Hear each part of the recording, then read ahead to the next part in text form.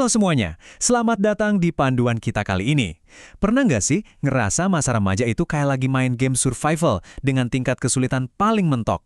Susah banget kan? Nah, hari ini kita bakal nge-hack sistem itu. Sesi penjelasan interaktif ini bakal jadi cheat code akademis buat kamu, biar bisa leveling up kesehatan fisik dan mental kamu. Kita bakal bahas strategi berbasis data, biar kamu bisa menangin game kehidupan sehari-hari ini. Coba deh jujur sama diri sendiri, seberapa sering kamu ngalamin yang namanya status debuffs di dunia nyata? Kayak udah tidur, tapi masih capek banget pas bangun. Otak gak mau berhenti overthinking. Atau tiba-tiba ngerasa insecure gitu aja tanpa alasan. Kalau kamu sering ngerasa gini, tenang aja. Sistem di tubuh kamu bukannya rusak kok. Kamu cuma butuh sedikit penyesuaian strategi. Coba bayangin angka ini ya. Menurut data dari APJJI, 93% dari kita menghabiskan rata-rata hampir 6 jam sehari cuma buat scroll media sosial. Gila kan? Gaya hidup digital yang super aktif ini diam-diam jadi pandemi. Riset nyebutin ada 3,4 juta remaja yang sekarang lagi berjuang sama masalah kesehatan mental. Dari mulai cemas sampai depresi yang banyak dipicu sama tekanan dari dunia maya. Makanya, di Questlog kita hari ini, kita bakal beresin 6 misi utama. Mulai dari urusan tidur dan gadget, milih bahan bakar yang halal dan toyib, gimana caranya aktif bergerak, ngendarin jebakan vape, ngalahin pertemanan toksik, sampai main mode co-op bareng orang tua. Oke, kita masuk ke level 1. Misi pertama kita hari ini, detox tidur dan gadget. Kamu tahu nggak, sebuah penelitian di SMA Al-Azhar Medan ngebuktiin kalau pola tidur itu ngaruh banget, nyumbang sekitar 42% ke kesehatan mental kamu. Kemenkes nyaranin kita tidur 8-10 jam sebagai semacam sistem requirement biar emosi kita stabil. Terus apa yang terjadi kalau kamu malah asyik scrolling sampai tengah malam? Cahaya biru dari layar HP kamu itu literally ngeblokir produksi melatonin, hormon yang bikin kita ngantuk. Jadinya, tubuh kamu ngalamin sistem crash karena nggak bisa masuk ke mode istirahat. Gimana cara ngefix ini? Gampang banget lewat hack harian ini. Pertama, pakai rekomendasi akademis aturan 20-20-20. Jadi, setiap 20 menit kamu natap layar, coba deh lihat sesuatu yang jaraknya 20 kaki selama 20 detik buat mencegah mata lelah.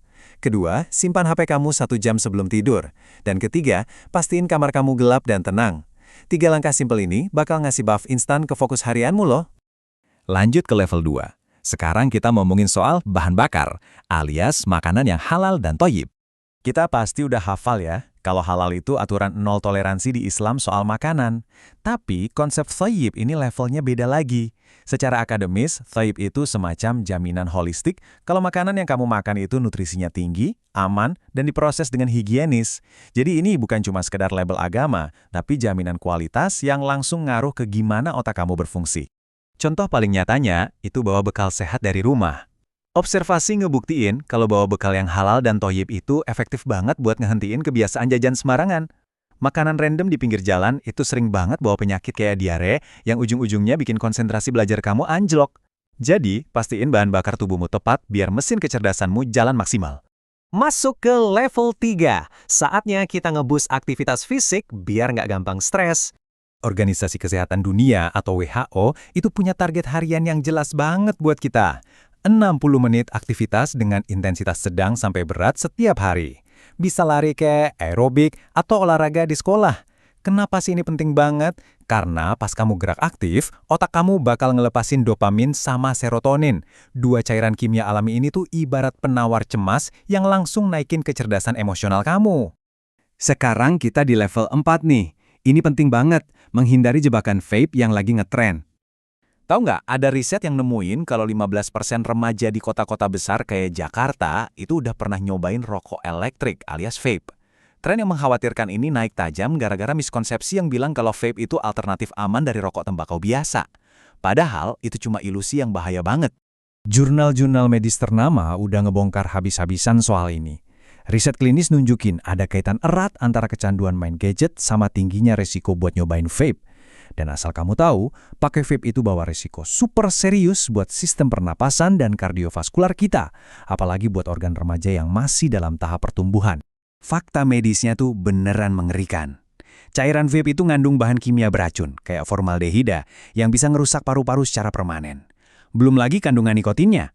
Nikotin di dalam vape itu punya efek merusak yang sangat unik dan adiktif banget buat otak remaja. Dia ngubah sirkuit otak dan bikin ketergantungan yang jujur aja susah banget buat dihentiin. Kita naik ke level 5. Ini waktunya ngadepin bos sosial di sekitarmu. Ngalahin pertemanan toksik. Sebuah studi dari jurnal Pusdikra ngebahas spesifik soal debuff mental parah dari punya teman yang manipulatif. Remaja yang kejebak di circle pertemanan toksik itu biasanya ngalamin stres tinggi terus-terusan, kecemasan kronis, depresi, sampai sering ngerasa diisolasi. Ejekan atau drama yang gak ada habisnya ini bisa ngancurin harga diri kamu dan langsung bikin prestasi akademik kamu terjun bebas. Terus gimana cara logout dari circle toksik ini?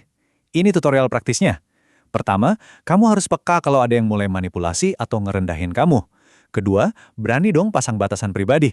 Jangan takut buat bilang enggak. Dan yang ketiga, cari pelindungan di circle baru yang benar-benar suportif dan ngehargain value diri kamu.